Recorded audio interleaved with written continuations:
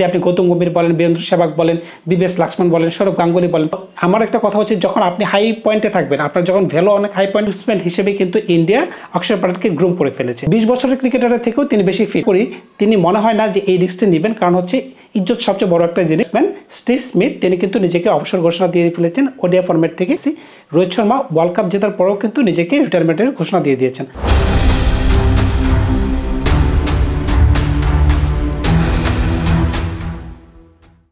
ICC world cup বলেন, T20 world cup বলেন বা চ্যাম্পিয়ন্স ট্রফি বলেন, এই ধরনের মেগা টুর্নামেন্টের পরে বড় বড় প্লেয়াররা বা যাদের বয়স হয়ে যায় তারা কিন্তু দল থেকে পুল আউট করে নেয়, মানে নিজেদেরকে আনঅ্যাভেলেবল করে ফেলে, মানে রিটায়ারমেন্টের ঘোষণা দিয়ে দেয়।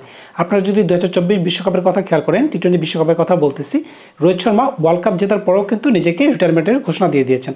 তো বুঝতেই পারতেছেন আপনারা, এমন ঘটনা কিন্তু এবারও করতে পারে। চ্যাম্পিয়ন্স ট্রফি 2025 জয়লাভ করার পরেও কিন্তু রিটায়ারমেন্টের ঘোষণা দিতে পারেন রোহিত শর্মা, এই গুঞ্জনটি শোনা যাচ্ছে।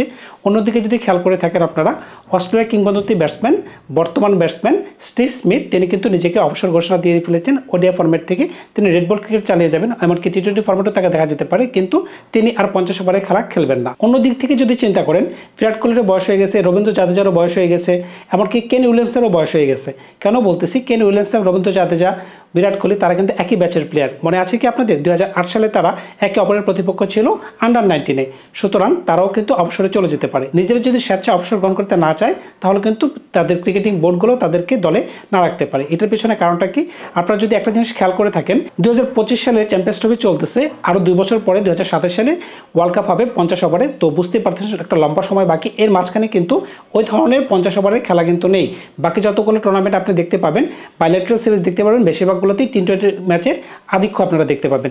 এই অবস্থায় 50 ওভারের ক্রিকেটে কি তারা নিজেদের নাম লিপিবদ্ধ রাখতে চাইবেন, নাকি ক্রিকেটিং বোর্ড নতুন মুখকে নিয়ে আসবে? কারণ হচ্ছে স্টিভ স্মিথ যে কথাটি বলেছেন, নতুনদের জায়গায় করে দিতে হবে, তা না হলে 2027 সালে কীভাবে তারা ভালো খেলবে।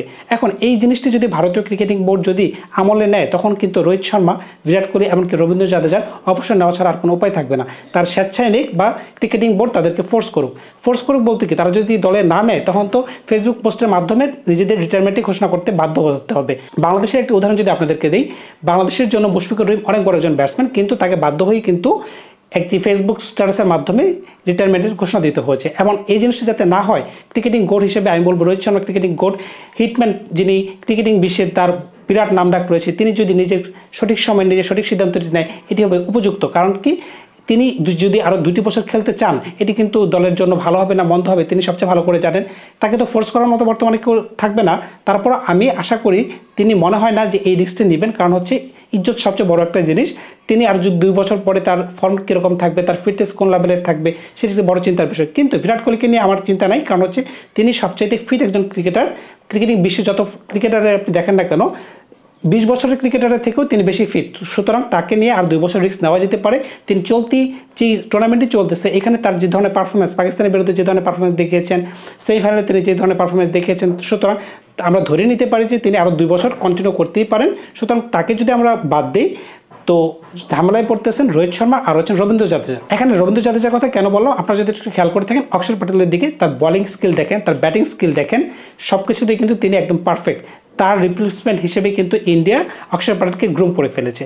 এখন আপনারা যদি টি20 ক্রিকেটে দেখেন, এখন কিন্তু রবীন্দ্র জাদেজার জায়গায় তাকে খেলানো হচ্ছে। ওডিআই ফরম্যাটে কিন্তু তাকে 5 নম্বরে খেলানো হচ্ছে, এবং সে কিন্তু সফল, বল হাতেও তিনি সফল। সুতরাং বুঝতেই পারতেছেন রিপ্লেসমেন্ট কিন্তু তাদের কাছে রেডি। এটা যেহেতু প্রকৃতির নিয়ম, নতুনদের জায়গায় ছেড়ে দিতেই হবে। এইসব করলেও কিন্তু রোহিত শর্মা মনে হয় তার জায়গাটি ছেড়ে দিবে। তিনি একজন বুদ্ধিমান ক্রিকেটার, তিনি চাইবেন না নিজের ইজ্জতকে কেউ নিয়ে ছিনিমিনি খেলো। কারণ আমরা অনেক ভারতীয় ক্রিকেটারদের দেখেছি, তারা কিন্তু সঠিক সময় সঠিকভাবে অবসর নিতে পারেনি। সেটি আপনি গৌতম গম্ভীর বলেন, বীরেন্দ্র সেহবাগ বলেন, বিবিএস লক্ষ্মণ বলেন, সৌরভ গাঙ্গুলি বলেন, তারা কিন্তু ওই ধরনের সম্মান নিয়ে অবসর নিতে পারে নাই।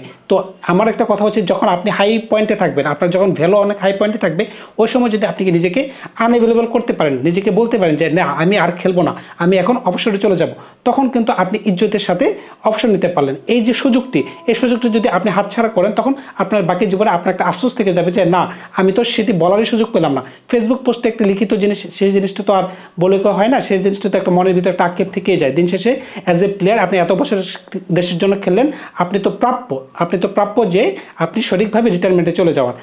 আমি সেটাই বলতে চাচ্ছিলাম। হয়তো বা নট শিওর, এই টুর্নামেন্টটি শেষ হয়ে যাওয়ার পরে বিরাট কোহলি, রোহিত শর্মা, রবীন্দ্র জাদেজা তাদেরকে হয়তোবা আর ভারতীয় জার্সিতে দেখা যাবে না। তারপরেও বিরাট কোহলির ব্যাপারটা একটু অন্য ব্যাপার, কারণ তার ফিটনেস লেভেলটি যেহেতু অন্য মাত্রার এবং তার ফর্মটাও অন্য লেভেলের, তিনি অন্য লেভেলের একজন ক্রিকেটার, তাকে নিয়ে আর 10 জনের সাথে তুলনা হয় না। বিশেষ করে রবীন্দ্র জাদেজা এবং রোহিত শর্মা আমার মনে হচ্ছে এই টুর্নামেন্টের পরে তাদেরকে অবসরে চলে যেতে হতে পারে, সেটা তাদের নিজের সিদ্ধান্তেই হোক বা তাদের টিমের সিদ্ধান্তের জন্যই হোক। ধন্যবাদ সবাইকে, ভালো থাকবেন আপনারা।